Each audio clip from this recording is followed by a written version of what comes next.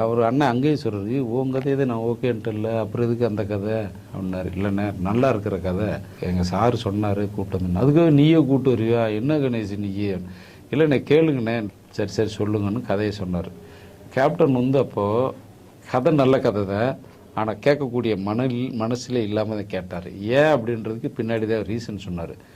கேட்டுட்டு நல்லாதான் இருக்குது அப்படின்னு ஒரு மாதிரி தயங்கினார்.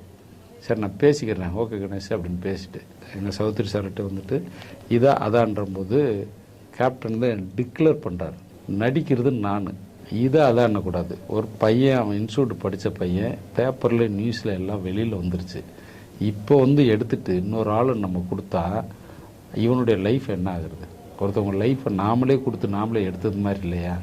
அதெல்லாம் ஒன்றும் வேணாம். இது எவ்வளோ பெரிய 100 நாளில் 1 வருஷம் ஓடுற கதையாக இருந்தாலும் கூட இதை தான் நான் பண்ணுவேன் அப்படின்னு கேப்டன் டிக்ளேர் பண்ணியிருக்காரு.